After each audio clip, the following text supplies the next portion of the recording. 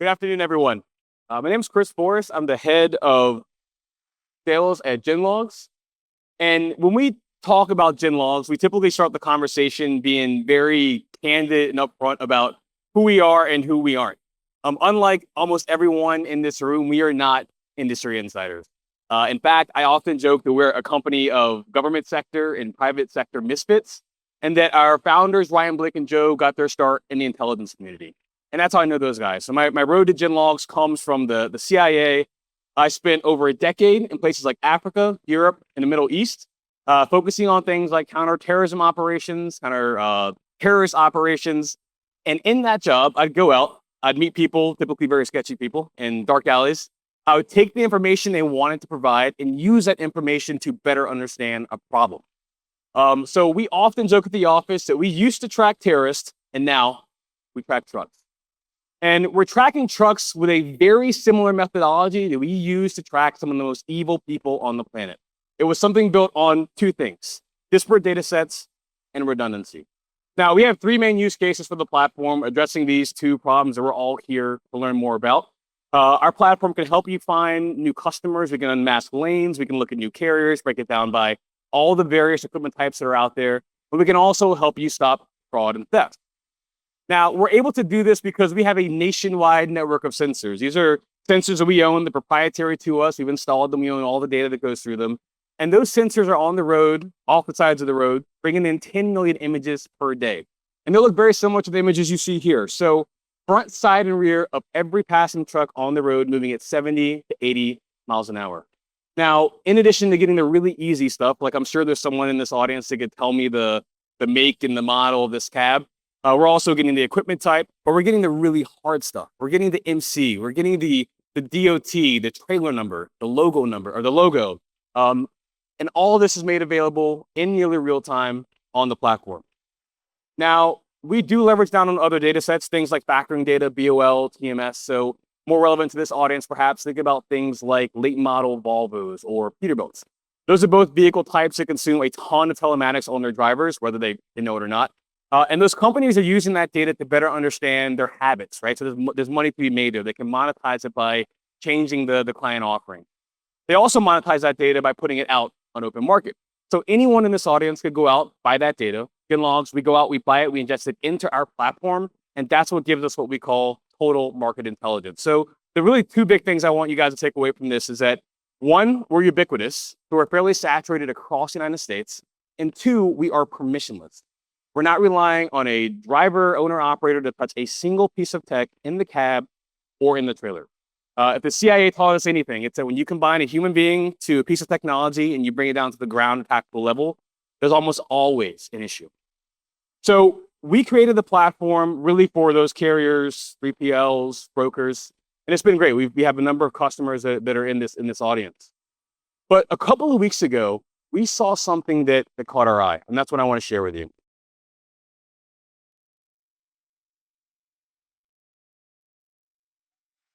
In last week's deadly 18-car pileup on I-35 is suing Amazon, a trucking company, and the driver police say caused the crash, Solomon Okendall Araya.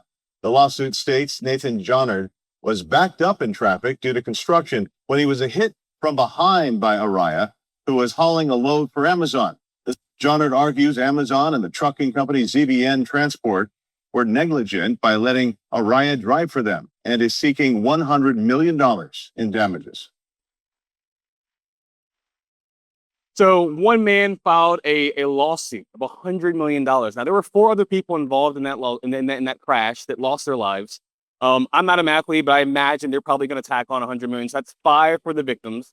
And then I'm sure their counsel will recognize the money grab that can be made on the city of Boston. But if I had to guess, Amazon's probably going to be looking at a $500 million or a $750 million lawsuit.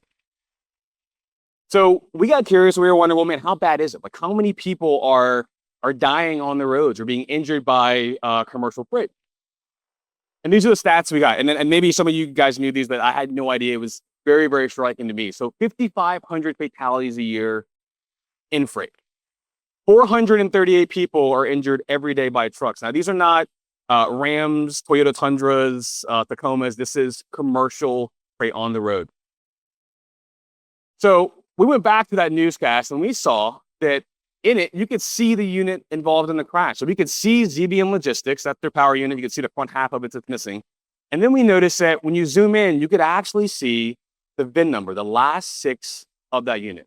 So then we asked ourselves, let's put that number into the GenLogs system and see what we can find. GenLogs saw this truck every single day leading up to the crash. We saw them in Iowa, Louisiana, Benton, Louisiana, McGee, Mississippi, and Canton, Texas. We even saw a silhouette of the driver. So this is the mugshot of Solomon Araya, the man that was involved in that crash. And this is why it really matters. Solomon Araya killed 5 people when he unleashed death and destruction across the highway. Now, if the tragic loss of life isn't enough for us to see this, surely the lawsuit is. Amazon's now on the hook for what's going to be a massive lawsuit, all because of a driver who we, in very, very quick research, realized that he was exceeding his allowable driving time, had multiple violations. This is someone who should have never been on the road, yet he was driving for Amazon. So my question to all of you is, if Amazon, one of the most profitable companies in the world, in America, can't vet their own carriers, how could any of us expect to do the same? So we wanted to see who else was driving under Amazon. Now, you can't see the video here, but basically this is a screen grab of our asset locator. We can search a number of different things on the platform. So we can look up equipment logo, equipment number, VIN number. And what we did here is we just threw Amazon in the equipment logo bar. So the entire GenLog system, all the cameras are being pulsed to see where we've seen GenLog, or where we've seen Amazon on the road. And we settled on these guys, MVM Logistics. We had no idea who they were before we looked them up, so no bias there. And we pulled them and we see that here they are in Ena, Illinois, 57 northbound on April 2nd. That's their DOT 4167886. And this is representative of the images we get. So this is a side shot that one of our cameras got showing the logo. You can almost see it to the cab depending on the light angle and time of day. So we took that data and we're like, okay, let's go see what FMCSA has. And so we see here that they reported 7 power units. They're based out of Clifton, New Jersey. And they claim to have driven 23,974 miles. Now, FMCSA is showing they have 5 inspections over the course of 25. Now, presumably that's across the entire 7 units in that fleet. Oddly enough, when we go to January 31st of 2025, we see this uptick in hours of service violations. These are the same violations that is causing Amazon to be facing this massive lawsuit. So we went back to the platform. We took MVM Logistics. We put it in to kind of walk you through what we're looking at.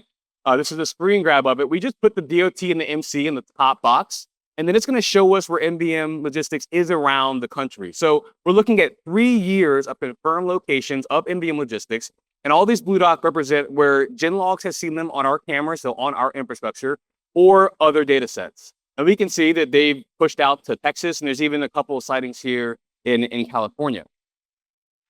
Here we have the unit again. So we're looking at the truck license plate now, AZ664H of MVM Logistics.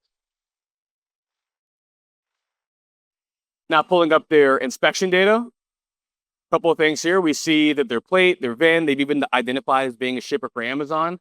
We can see where they're inspected. So I-95, Dumfries, Virginia. And then we can see when they were inspected. So December 31st, 11:42 a.m. December 31st, 11:42 a.m. This is going to be a very important time as we go forward in this. 2 last things I want to bring your attention to. So vehicle placed out of service, air brake, and fuel leak. I've only been in the freight industry, full disclosure, for 6 months. But I would imagine that is something that probably should require them to be off the road. Right? In addition to that, hours of service violations, driving beyond 8-hour limit, falsification record of duty status, and blatantly attempting to conceal hours. Again, December 31st, 11:42 a.m. So we figured, well, where do we see these guys?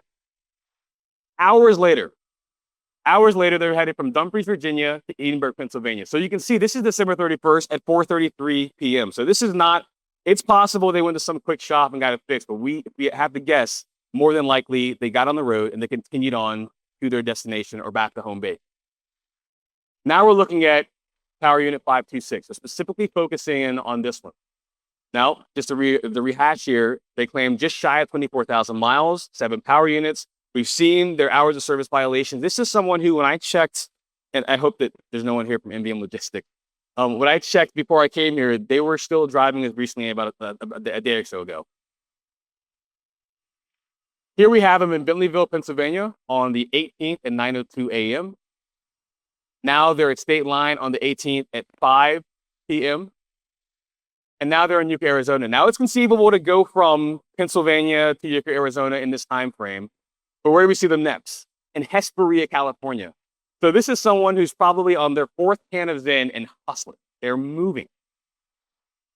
Shamrock, Texas. They've completed their entire trip and they're going back across the country and transiting through Texas.